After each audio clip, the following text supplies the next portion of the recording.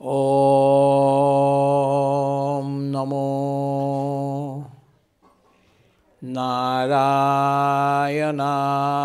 नारायणाय ॐ नमो नारायणाय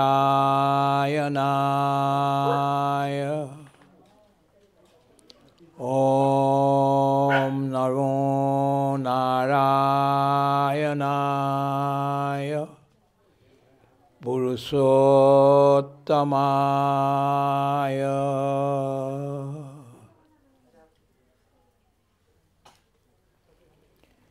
চাৰিও বেদৰ চাৰি অক্ষৰ সাৰ কাঢ়িয়ানি ব্ৰহ্মাদেৱে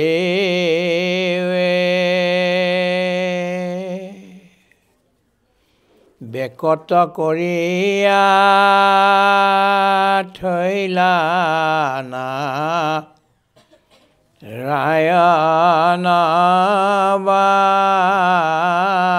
ৰায়ণবাণী হেন নাৰায়ণ নাম লয়া শুদ্ধ কৰোঁ আমি চিত্ত কায়া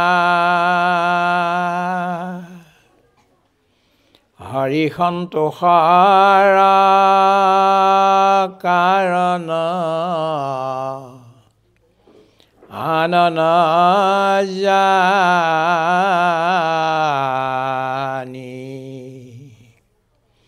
হৰি সন্তোষৰ কাৰণ আনন জানি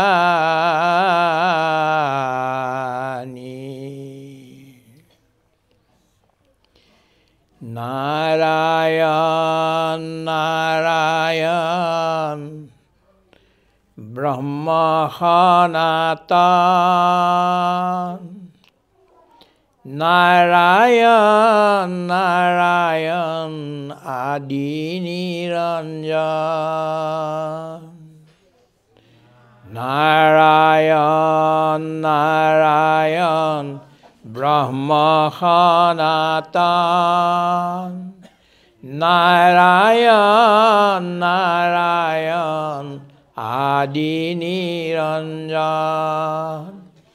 নাৰায়ণ নাৰায়ণ চৈতন্য স্ফুৰণ নাৰায়ণ নাৰায়ণ চৈতন্য স্ফুৰণ নাৰায়ণ নাৰায়ণ অস্তিত্ব স্পন্দন নাৰায়ণ নাৰায়ণ অস্তিত্ব স্পন্দন নাৰায়ণ সুন্দৰৰ দিব্য সঞ্চালন নাৰায়ণ সুন্দৰৰ দিব্য সঞ্চালন নাৰায়ণ নাৰায়ণ জগত কাৰণ নাৰায়ণ নাৰায়ণ জগত কাৰণ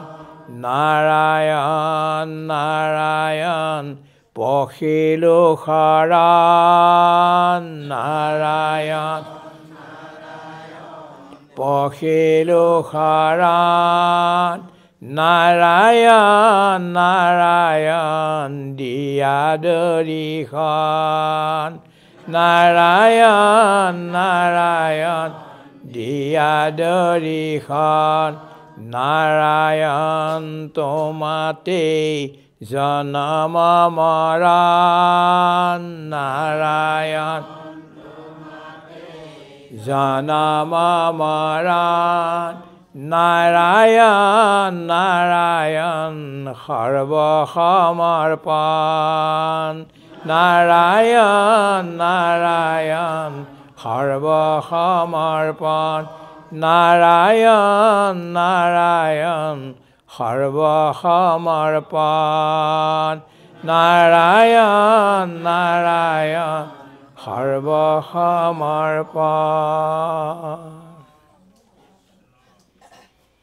কৃষ্ণ হরি রাম হরি রাম রাম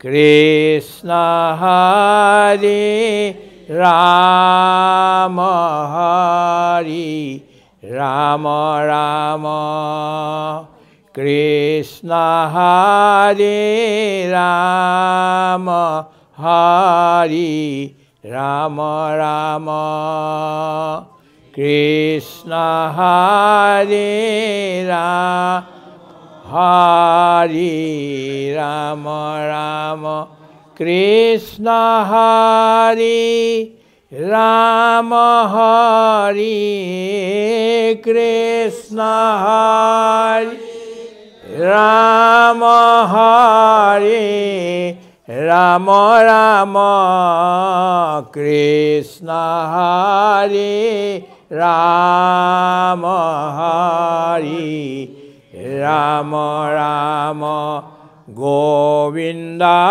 গোবিন্দ রাম রাম রাম গোবিন্দ গোবিন্দ রাম রাম মুকুন্দ মাধব রাম রাম রাম মুকুন্দ মাধব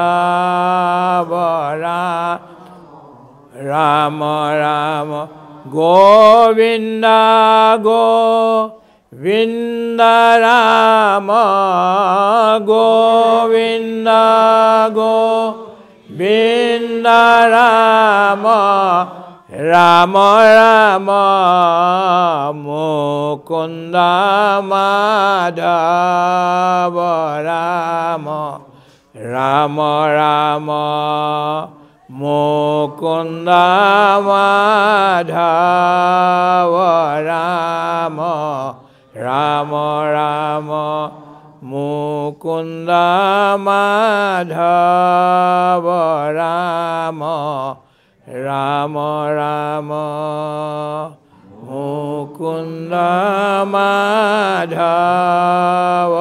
রাম রাম রাম রাম রাম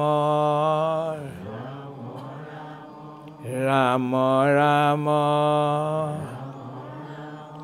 রাম রাম শ্রীমন্ত শংকৰ হৰি ভকতৰ জানা যেন কল্পতৰু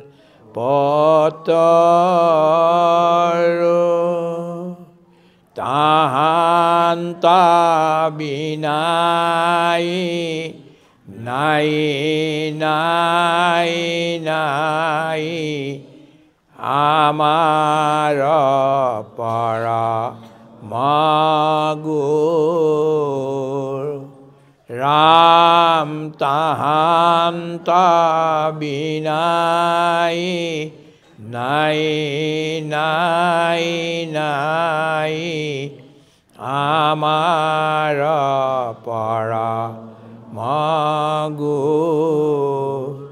কৃপাৰ সাগৰ দেৱকী নন্দন পুৰী ও মন ৰকাম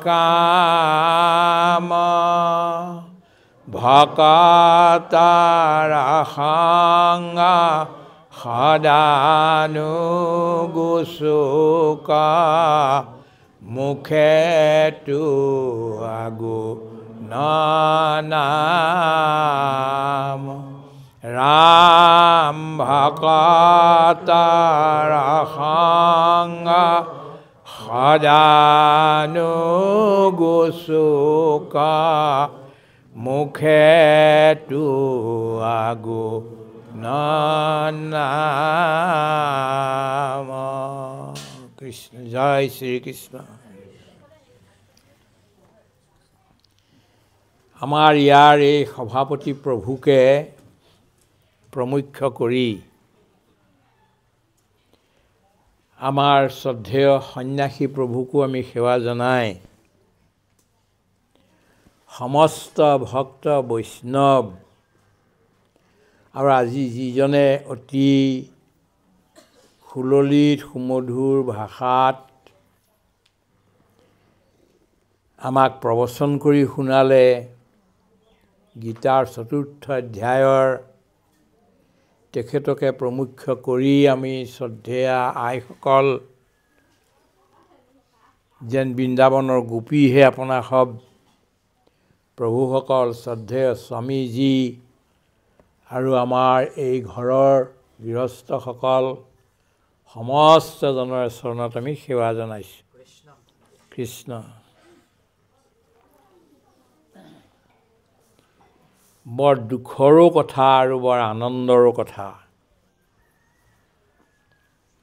গোস্বামী তুলসীদাস মহাৰাজে তেওঁৰ ৰামচৰিত মানসত এটা বৰ সাংঘাতিক কথা কৈছে। কি কৈছে? মই সন্ত আৰু অসন্ত দুইজনকে নমস্কাৰ কৰিছোঁ। দুইজনে আমাক দুখ দিয়ে আৰু সুখ দিয়ে। সন্তই কেনেকৈ দুখ দিয়ে আৰু সুখ দিয়ে, আৰু অসন্তজনে কেনেকৈ সুখ দিয়ে আৰু দুখ দিয়ে। সন্তজনৰ আগমনত মিলনত আমি সুখ পাওঁ, আৰু তেখেত আমাৰ পৰা আঁতৰি গ'লে আমি বৰ দুখী হওঁ। সোণৰ বা হীৰাৰ টুকুৰা এটা যদি হেৰাই যায়, তাত সংসাৰী বা লোভী মানুহে যিমান দুখ পায়, এজন সন্ত আমাৰ পৰা যদি আঁতৰি যায় তেতিয়াহ'লে আমি তাতকৈ বেছি দুখ পাওঁ।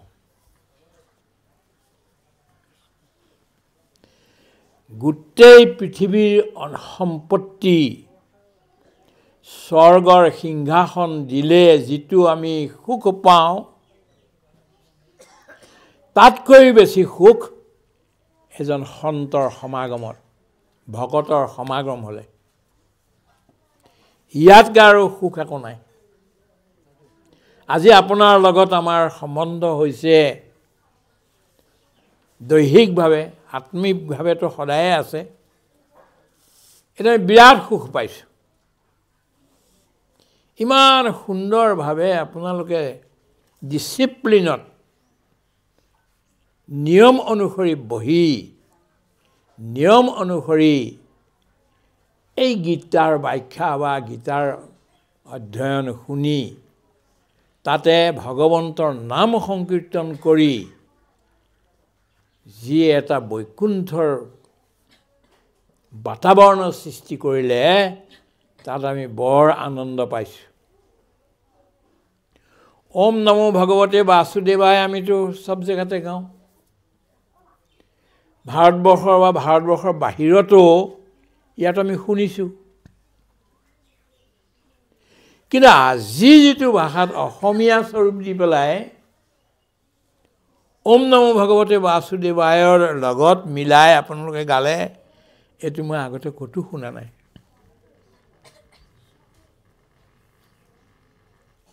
দেখক, হিন্দীও বেলেগ বেলেগ ধৰণৰ আছে। উত্তৰ প্ৰদেশৰ হিন্দীৰ লগত বিহাৰৰ হিন্দী নিমিলে, বিহাৰৰ হিন্দীৰ লগত মধ্যপ্ৰদেশৰ হিন্দী নিমিলে, উত্তৰ ভাৰতৰ হিন্দীৰ লগত দক্ষিণ ভাৰতৰ হিন্দী নিমিলে, কিন্তু সকলোৱে হিন্দী ভাষা। তেনেকৈ আমাৰ অসমীয়া হিন্দীও আছে। আৰু ইংলিছ ভাষাও হিংলিছ বুলি কয়, হিংলিছ। আমি হিন্দুস্তানীসকলে যি ভাষা কওঁ, এইটো হিংলিছ বুলি কয়। জৰ্জ বাৰ্নাৰ্ড শ্বয়ে এখন কিতাপ লিখিলে, নাটক লিখিলে, পিগমেলিয়ন। তাত কি দেখুৱাইছে এখন লণ্ডন চহৰৰে পূবৰ ফালৰ ইংলিছ পশ্চিমৰ ফালৰ নিমিলে উত্তৰ ফালৰ ইংলিছ দক্ষিণ লণ্ডনত নিমিলে কি সব ইংলিছ আৰু আজি আপোনালোকে যি গালে এই সংস্কৃতটো অসমীয়া কৰি মইতো আগতে শুনা নাছিলোঁ মোৰ কাৰণে নতুন আৰু তাৰ কাৰণে আপোনালোকক ধন্যবাদ দিছোঁ যে আমাৰ অসমীয়া সংস্কৃতি আছে যিসকলে এইটো উলিয়াইছে সকলোকে ধন্যবাদ দিছোঁ আপুনি মূল সংস্কৃতৰ সেইটো পঢ়িব লাগিব আৰু আমাৰ অসমীয়া যে সংস্কৃত এইটো ৰাইজক দেখুৱাব লাগিব বৰ ভাল পালোঁ দ্বিতীয়তে সমাজখনলৈ আহিবলৈ সনাতন ধৰ্ম সমাজখনৰ ইয়ালৈ আহিবলৈ মই বৰ আনন্দ পাওঁ আপোনালোকৰ যি ভক্তি আইসকলৰ দেউতাসকলৰ বাপসকলৰ শিশুসকলৰ যি ভক্তি ডিচিপ্লিন এইটোত বৰ বিৰাট আনন্দ হয় আমাৰ আৰু আজি এতিয়া ইয়াত বহি লৈ মই এটা চিন্তা কৰিছোঁ অসমীয়া আদৰ্শ গাঁওখন কেনেকুৱা হ'ব পাৰে যিকোনৰ কথা মোমাই তামুলী বৰবৰুৱাই কৈ গৈছিল আজিৰ পৰা প্ৰায় 400 বছৰ আগত কৈ গৈছিল মোমাই তামুলী বৰবৰুৱাই অসমীয়া গাঁওখন কেনেকুৱা হ'ব কেনেকৈ বহুৱাব লাগে ক'ত ফলৰ গছ ক'ত ফুলৰ গছ ক'ত পুখুৰীটো দিব লাগে ক'ত মাছৰ ব্যৱস্থা কৰিব লাগে ক'ত গৰু বান্ধিব লাগে এই গোটেইবিলাক জামাক এটা দি গৈছিল সেইটো মই ইয়াত দেখিবলৈ পাইছোঁ দেখকচোন আপুনি কলৰ থকা ইয়াত পলিউশ্যনটো কেনেকৈ আহে এনেকুৱা যে আমাৰ গোটেই গাঁওখন অসমৰ গাঁও আমলিঘাটৰ নিচিনা হয় অসমৰ গাঁও যদি এই গাঁওখনৰ নিচিনা হয় এইখন নাম কি গুমুৰীয়াৰ নিচিনা হয় এনেদৰে যদি মানুহবিলাক বহে তেতিয়াহ'লে পলিউশ্যন ক'ত হ'ব প্ৰদূষণ নহ'ব আপোনালোকৰ বৰ ডাঙৰ ফেক্টৰী এটা আহি গ'ল যদিও দেখিবলৈ ভাল যেন লাগিছে মানুহবিলাকৰ স্বাস্থ্য বৰ বেয়া কৰিবগৈ এই বস্তুটোৱে গছ গছনিবিলাককো নষ্ট কৰিব বচাবৰ এতিয়া উপায় কি যে এই ধৰণৰ চাৰিওফালে গছ গছনি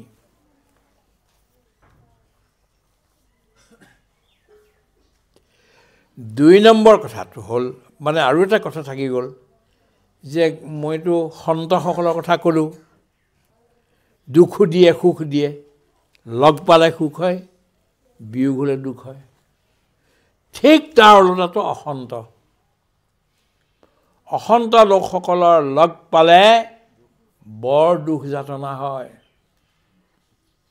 কদাচিতো নবহিবা অসন্ত সংগত ভাগৱতে কৈছে অসন্তৰ সংগত নবহিবাই কেলে তৰংগইতা অপিমে সংগাত সমুদ্ৰায়ন্তে আমাৰ ভিতৰত বেয়া আৰু ভালো দুইটাৰে বিন্দু বিন্দু হৈ ভিতৰত থাকে কিন্তু সংগ পালে বেয়া সংগ পালে সেইটো এখন বেয়া এখন সমুদ্ৰ হৈ যাব ভাল সংগ পালে সেই ভাল এখন অমৃত সমুদ্ৰ হৈ যাব গতিকে অসন্তৰ সংগত সংগতি নল'বা আমাৰ ল'ৰা ছোৱালীবিলাক জন্মতেই মদ খাই আহিছিল শিকি আহিছিল নে নাই শিকা বাহিৰলৈ ওলাই এতিয়া ইটোৱে সিটোৰ পৰা বোলে মই নাজানো মই অসমৰ ল'ৰা ছোৱালীবিলাক খুব ভাল বুলি গোটেই ভাৰতবৰ্ষত প্ৰচাৰ কৰি ফুৰোঁ যে আমাৰ ইমান ভাল ল'ৰা ছোৱালী হয়ো বহুত ভাল আছে কিন্তু তাৰ ভিতৰতে এচামে কুসংগত পৰি এই মদ আৰু বেলেগ বেলেগ ধৰণৰ নিচাযুক্ত পদাৰ্থ খাই সমাজখন নষ্ট কৰি নিজৰ জীৱনো নষ্ট কৰাৰ কাম কৰিছে ক'ত এফালে আমাৰ ডেকা ল'ৰা গাভৰু ছোৱালীবিলাকে ইয়াৰ পৰা চন্দ্ৰলোকলৈ যোৱাৰ কথা চিন্তা কৰিছে ডাঙৰ ডাঙৰ আৱিষ্কাৰ কৰাৰ কথা চিন্তা কৰিছে আৰু ক'ত আমাৰ এই বহুবিলাকে এইবিলাক নিচাযুক্ত পদাৰ্থ খাই খাই জীৱন ধ্বংস কৰিছে পৰিয়াল ধ্বংস কৰিছে আৰু সমাজখন ধ্বংস কৰাৰ কামত লাগিছে এটা নিশ্চয় ডাঙৰ ষড়যন্ত্ৰ ইয়াৰ পিছত কোনোবা আছে যিবিলাকে লগাই দিয়ে এই কামবিলাক কৰোৱাইছে সাৱধান হ'বৰ হ'ল এই কথাটোত গতিকে অসন্তৰ সংগ পালে দুখ যাতনা, আৰু অসন্ত আমাৰ পৰা আঁতৰি যেতিয়া যাব তেতিয়া আনন্দ। সন্তৰ ঠিক ওলোটাটো অসন্ত। গতিকে ইয়াত আজি সমস্তজন সন্ত লোক গোট খাইছে। গতিকে আপোনালোকক দেখি বৰ আনন্দ পাইছোঁ, আৰু কিছু সময় আপোনালোকৰ লগত আপোনালোকৰ জ্ঞান গুণৰ কথাবিলাক আমি শুনিবলৈ বিচাৰোঁ। সেইকাৰণে আমি সময় লৈ আহিছোঁ অলপ সময়। যিয়ে নহওক, আজি এজন মহান ব্যক্তিয়ে বৈকুণ্ঠ প্ৰয়াণ কৰিলে আজিৰ পৰা এমাহৰ আগত। সেইজন মহান ব্যক্তি কেৱল এই গাঁওখনৰ কাৰণেই নহয়, বা আপোনাৰ এই সমাজখন, যিখন আমাৰ সন্ত সমাজ, সনাতন সমাজ, ধৰ্ম সমাজ, এইখনৰ গোটেই অসমৰ এটা বৰ ডাঙৰ সম্পদ।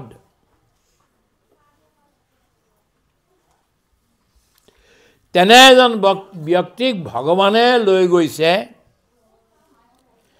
তাত আমি অলপমান শাৰীৰিক দৃষ্টিৰে অলপমান দুখ পাইছোঁ, সঁচা।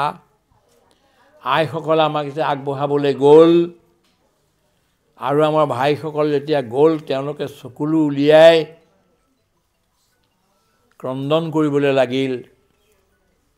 মই ভাবিছোঁ এই চকুলো বৰ পবিত্ৰ চকুলো।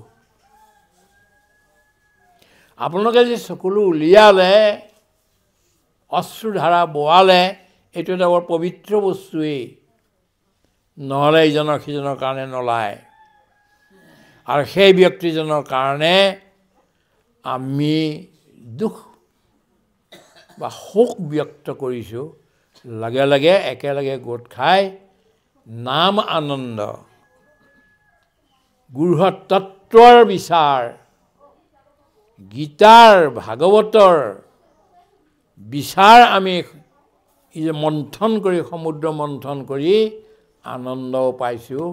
এটা আনন্দ আমাৰ নিজৰ কাৰণে, আৰু এটা আনন্দ এই যিবিলাক কথা আপুনি কৈছে এতিয়া ইয়াত, এইবিলাক গুচি গৈছে।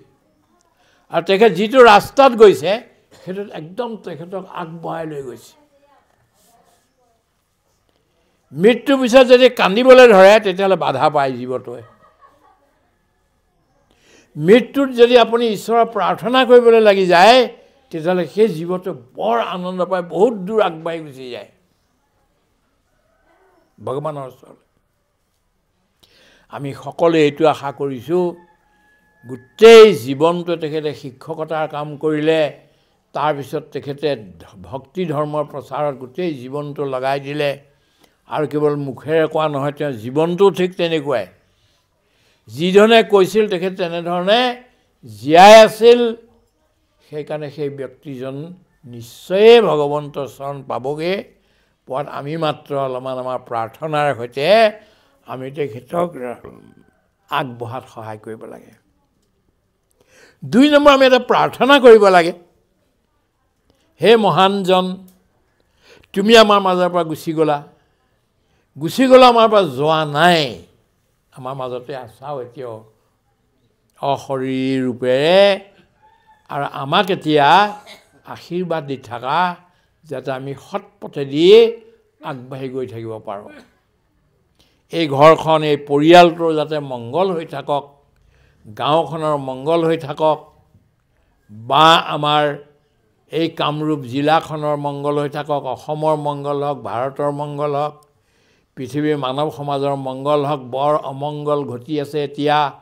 ইমান যুদ্ধ যুঁজ বাগৰৰ কথা আহি গৈছে যে সকলোৱে নতুন নতুন অস্ত্ৰ শস্ত্ৰ কেনেকৈ উলিয়াই ইয়াত থাকি পৃথিৱীখন ধ্বংস কৰিব পাৰি, তাৰ চিন্তা বৈজ্ঞানিকসকলৰ দ্বাৰা, কিছু বৈজ্ঞানিকৰ দ্বাৰা কৰাবলৈ বিচাৰিছে। আৰু সেইটো হৈছে, এইটো বৰ বেয়া কথা হৈছে। যাক আমি মৰম কৰিছিলোঁ, যাক আমি আমাৰ মিত্ৰ বুলি ভাবিছিলোঁ, সিয়ে আকৌ শত্ৰুও হৈ গৈছে। এনেকুৱা বহুতবিলাক কথাত আমি এতিয়া ঈশ্বৰৰ প্ৰাৰ্থনা কৰিব লাগিব, যাতে পৃথিৱীলৈ শান্তি ঘূৰি আহে। এই কামটো মহাপুৰুষ, মহামানৱ মহাত্মা গান্ধীয়ে কৰিছিল, সন্ত বিনোবাজীয়ে কৈছিল, বিশ্ব শান্তিৰ কথা কৈছিল, আব্ৰাহাম লিংকনে কৈছিল, সক্ৰেটিছে কৈছিল এনেধৰণে এই লোকসকলে কৈও গ'ল আৰু তাৰ কাৰণে যুঁজি যুঁজি তেখেতে প্ৰাণো দি গ'ল আমিও এইটো আমাৰ এই সংসাৰখন এই সমাজখন যাতে শান্ত হৈ থাকে আমি যাতে নিজে কৰ্ম কৰি মেহনত কৰি আমাৰ পৰিয়াল আমাৰ দেশখন আমি চলাব পাৰোঁ শান্তিৰে এই বিষয়ে চিন্তা কৰিব লাগিব ইয়াৰ কাৰণে কিন্তু এটাই উপায় এটা হ'ল আধ্যাত্ম আধ্যাত্ম মানে কি What is spirituality? Spirituality is seeing in oneness in every diverse thing.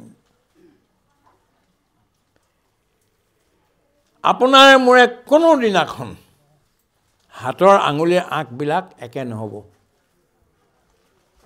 একেলগে জন্ম হোৱা যজা ল'ৰা ছোৱালী দুজনীৰ মাজতো তেওঁলোকৰ হাত দুখনৰ কিন্তু আঁচবিলাক একে নহয় ৰেখাবিলাক একে নহয় কিবা নহয় কিবা এটা পাৰ্থক্য দুইজনী গাভৰু ছোৱালী একেদিনাখনে একেলগে একে মাকৰ পৰাই একে সময়তে জন্ম হোৱা দেখিবলৈও একে তথাপি তাত কিন্তু কেইটামান পাৰ্থক্য ক'ৰবাত আছে কোনোবা ইয়াত তিল এটা আছে কোনোবা তিলটো ইয়াত আছে No two things are similar একে কেতিয়াও নহয় বদলি আছে পাৰ্থক্য আছে দুজোপা গছ দুটা গছৰ পুলি আপুনি লগে সমানেই কৰক তাত পাৰ্থক্য থাকিবই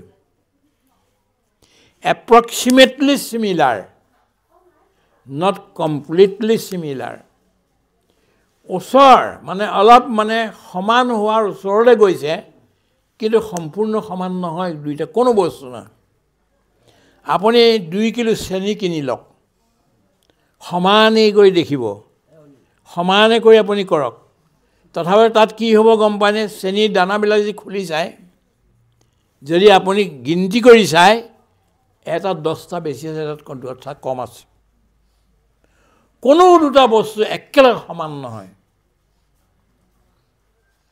অলপহে সমানৰ নিচিনা দেখা যায় কম বেছি গোটেইবিলাক থাকিবই এই সমানৰ মাজতো ভিতৰতো কিন্তু এটা সমান বস্তু আছে যাৰ নাম হ'ল আত্মা আত্মা 10টা নহয় 25টা নহয় 50টা নহয় 1000 1 লাখ 1 কোটি 1 নিযুত এটো নহয় আত্মা কেৱল একহে যেনেকৈ আমাৰ গোটেইবিলাকৰ ভিতৰত হাৱাটো এটাই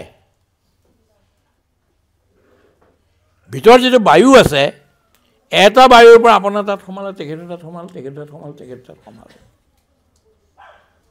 আমাৰ ইয়াৰ 50 গৰাকী গাভৰু ছোৱালীয়ে মূৰত এটা মাটিৰ কলহ লৈ পেলাই এটা অনুষ্ঠানৰ পানী তুলিবলৈ গৈছে আৰু নাচি নাচি বা নাম গাই গাই গৈছে গৈ পেলাই নদীখন পালেগে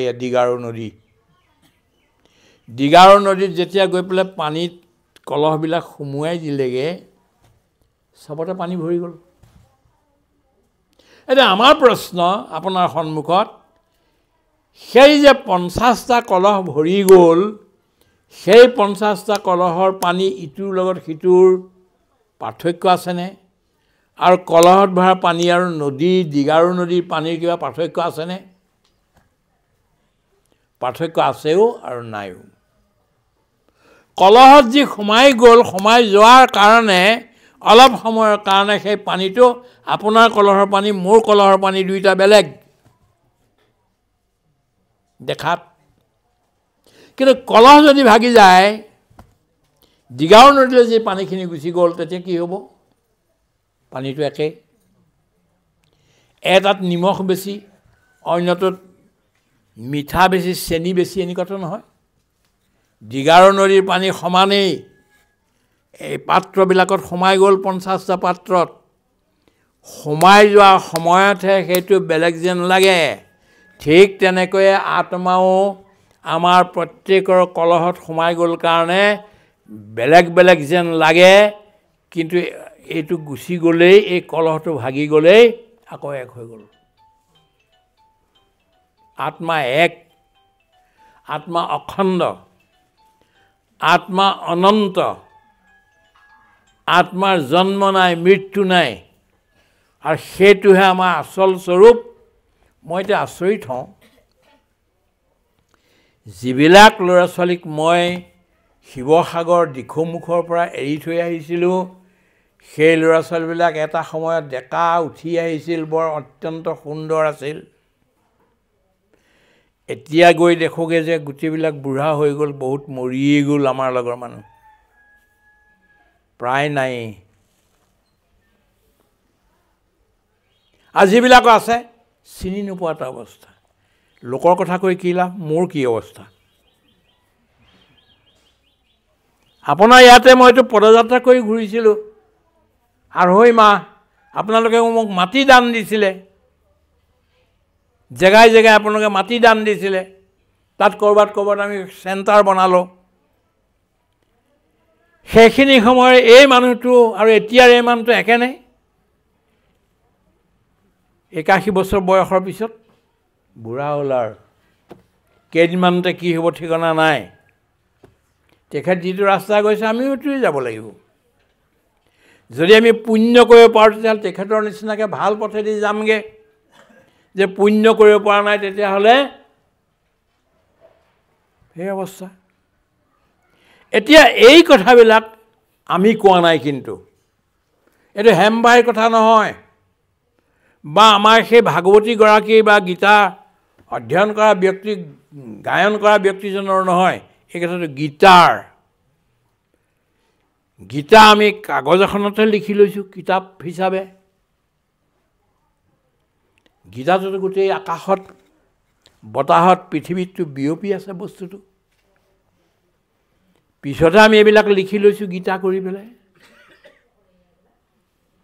যিটো কথা গীতাৰ 4ৰ্থ অধ্যায়ত কোৱা হ'ল, আৰম্ভ কৰিলে ভগৱানে অৰ্জুনক কৈছে, ইদম বিবস্বতে যোগম প্ৰোক্তৱানহমব্যয়াম বিবস্বান মনৱে প্ৰাহ মনুৰীক্ষা কবে ব্ৰবীত। এৱম পৰম্পৰা প্ৰাপ্তম ইমম ৰাজৰ্ষয়ো বিদুঃ সকালে নেহ মহতা যোগো নষ্ট পৰন্তপ। হে অৰ্জুন, মই কোনো নতুন কথা কোৱা নাই এতিয়া তোমাক। তুমি ভাবিছা গীতা মই এতিয়া কৈ আছোঁ বৰ নতুন কথা, একো নতুন কথা কোৱা নাই। এই কথা মই প্ৰথমতে বিবস্বান সূৰ্যক কৈছোঁ। সূৰ্য আকৌ 12টা দেই, তাৰে এটা বিবস্বান সূৰ্য।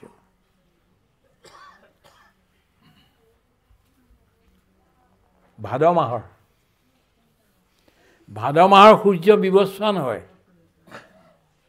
সেই সূৰ্যক কৈছিলোঁ মই। সূৰ্যই মনুক ক'লে, মনুৱে ইক্ষাকুক ক'লে। ৰঘুবংশৰ প্ৰথম আৰম্ভ ইক্ষাকুৰ পৰা হৈছে। ইক্ষাকু ৰজা হ'ল। সেই ৰজাক ক'লে, এনেকৈ আহি আহি পৰম্পৰাস্য কালে মানে এই ক্ষেত্ৰৰ মহৰ্ষি মানে ৰাজৰ্ষিয়ে জানিলে। ৰাজৰ্ষি 3জন। এজন হ'ল ৰাজৰ্ষি জনক, আৰু এজন হ'ল কৈকেয় ৰাজ, যিজনে যাৰ পৰা কৈকেয়ী আৰু এগৰাকী বৰ সতী আছিল, তেওঁৰ পিতা।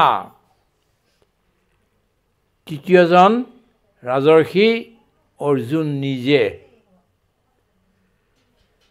ৰাজৰ্ষি মানে কি? ৰাজৰ্ষিক মই ক'লোঁ মানে কি? ৰাজৰ্ষি কি বস্তু? ঋষি 4 প্ৰকাৰৰ। মহৰ্ষি, ব্ৰহ্মৰ্ষি, দেৱৰ্ষি আৰু ৰাজৰ্ষি। মহৰ্ষিবিলাক কি? এটাইতকৈ ওপৰৰ ষ্টেজত থাকে তেওঁলোক।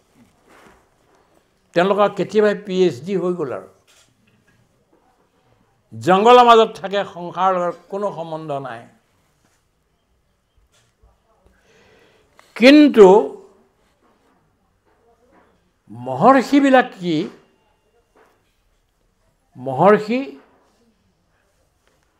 ব্ৰহ্মৰ্ষিবিলাক কি মহৰ্ষি ব্ৰহ্মৰ্ষি দেৱৰ্ষি আৰু ৰাজৰ্ষি এতিয়া ব্ৰহ্মৰ্ষিবিলাক কি তেওঁলোক সায়েন্টিষ্ট যেনেকৈ সায়েন্টিষ্টবিলাকে গোটেই জীৱনটো সাধনা কৰে এটা লেবৰেটৰীত সোমাই পৃথিৱীৰ লগত কোনো সম্বন্ধ নাই তেওঁলোকৰ এই সত্য দৰ্শন কেনেকৈ কৰিব পাৰি তাৰ পৰা ৰাইজৰ কেনেকৈ উপকাৰ হ'ব তাৰ কথা চিন্তা কৰি থকাবিলাক হ'ল এই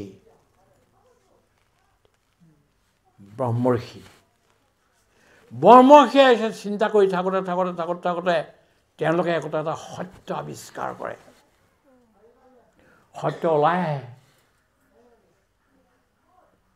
আকাশৰ পৰা ওলাই আহে আহি তেওঁলোকক দৰ্শন দিয়ে সেইটো লৈ পেলাই তেওঁলোক যায়গৈ এই মহৰ্ষিৰ ওচৰলৈ যে মই এনেকুৱা এই দেখি ব্ৰহ্ম এনেকুৱা আমুক তামুক কথাটো সঁচানে মহৰ্ষিয়ে চাই পেলাই ক'ব হয় ষ্টাম্প মাৰি দিয়াৰ লগে লগে চহী দিয়াৰ লগে লগে তেওঁ সেইটো হেৰি হ'ল আৰু কি কৰিব এতিয়া এইটো এতিয়া সমাজলৈ নিব লাগে কেনেকৈ নিব তেতিয়া ব্ৰহ্মৰ্ষিয়ে বিচাৰে দেৱৰ্ষি 8জন তাৰ ভিতৰতে নাৰদ প্ৰধান দেৱৰ্ষিবিলাকে কি কৰে তেওঁলোকে সব ভাষা জানে অসমীয়াও জানে ইংলিছো জানে ফ্ৰেন্সো জানে বিভিন্ন ধৰণৰ চৰাই ভাষা জানে জীৱ জন্তুৰ ভাষা জানে স্বৰ্গৰ দেৱতাৰ ভাষা জানে সব জানে 2 নম্বৰ তেওঁলোকে এইটো আপুনি ছান্দোগ্য উপনিষদ পঢ়িলে পাব 2 নম্বৰ তেওঁলোকে সংগীত জানে 3 নম্বৰ তেওঁলোকে ঔষধি শাস্ত্ৰ জানে পৃথিৱীত এনেকুৱা কোনো জ্ঞান নাই যে তেওঁলোকে নাজানে নৃত্য শাস্ত্ৰ জানে নাচিব জানে গাব জানে সব কৰিব জানে কেলে ৰাইজৰ মাজত গৈ এতিয়া মই ইয়াত এইখিনি কথা কৈ আছো সবে হয়তো ভাল নাপাব পাৰে এই কিনো কথাবোৰ কৈ আছে কিন্তু নৃত্য কৰিবলৈ যে শিকাই তেতিয়াহ'লে ডেকা ল'ৰাবোৰ আহিব গাভৰু ছোৱালীবিলাক আহিব তেওঁলোকক এইটো কথাকে নাচি গাই শুনাব লাগিব কোনো এজন বেমাৰী মানুহ আছে তেওঁক ঔষধ দি পেলাই তাৰ দ্বাৰা শিকাব লাগিব এই কামটো কৰে দেৱৰ্ষিয়ে কিন্তু কামটো জনতাৰ মাজত সেই জ্ঞানটোৱে আকৌ কাম কৰাব লাগিব নহয় তাৰ কাৰণে লাগিব ৰাজৰ্ষি দেৱৰ্ষি যায় ৰাজৰ্ষিৰ ওচৰলৈ জনক ৰাজৰ্ষি তেওঁ কাম কৰে হাল বায় কিন্তু জনকে হাল বাওঁতে নাঙলতহে সীতাক পালে এজন ৰজা হৈ পেলাই নাঙল কিয় চলাবলগীয়া হ'ল কাৰণ চলায় মহাত্মা গান্ধীয়ে সব কাম কৰে পায়খানা সাফ কৰে নিজে আৰু যিবিলাক মানুহ একদম শৰীৰত ডাঙৰ বেমাৰ হৈ লেপ্ৰচি হৈ গেলি গৈছে কোনো ওচৰলৈ নাযায় সেইবিলাক মানুহৰ সেৱা পৰশুৰাম শাস্ত্ৰীৰ নিচিনা এজন মানুহক তাত ৰাখি পেলাই তাৰ সেৱা কৰিছে মহাত্মা গান্ধীয়ে নিজে সদায় কৰে বিনোবাজীয়ে তেওঁৰ আশ্ৰমৰ পৰা 10 কিলোমিটাৰ দূৰলৈ গৈ তাত চুৰগাঁও নামৰ এখন গাঁও আছে সেই গাঁৱত তাৰ মানুহবিলাকেতো য'তে ত'তে খোজ কৰে ৰাস্তাতে কৰে মহিলাবিলাকেও কৰে তে কেনেকৈ জানিব আপুনি গতিকে আপুনি গণটো পালে বুজিব যে এই গাঁও পালোহি আৰু বিনোবাজীয়ে তালৈ গৈ হাতেৰে সৈতে সেইবিলাক সাফ কৰি গাঁওখন সাফ কৰে আকৌ ঘূৰি আহে গা পা ধুই 12 বছৰে এই কামটো কৰিলে এজন ব্ৰাহ্মণ বিনোবা ইমান ডাঙৰ পণ্ডিত সববিলাক শাস্ত্ৰ জানে কেৱল তামিলৰে 40,000 পদ্য মুখস্থ আছে যিজন মানুহৰ অসমলৈ আহোঁতে গোটেই নামঘোষাখন এমাহৰ ভিতৰতে মুখস্থ কৰি তাৰ পৰা নামঘোষা সাৰ উলিয়ালে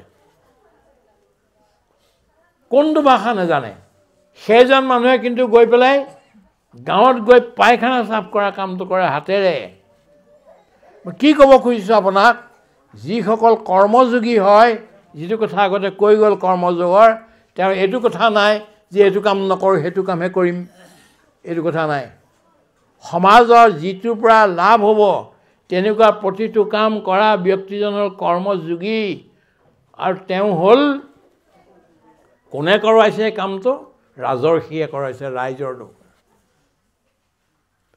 ৰাজৰ্ষিয়ে জানিলে এনে এনে গৈ গৈ গৈ গৈ শেষত গৈ এইটো কালে নেহ মহতা যোগো নষ্ট পৰন্তপ হে অৰ্জুন সেই জ্ঞানটোৱে পিছত আহি ইটো ইটো সিটোৰ পৰা গৈ গৈ গৈ গৈ গৈ গৈ কালত সেইটো গুপ্ত লুপ্ত হৈ গ'ল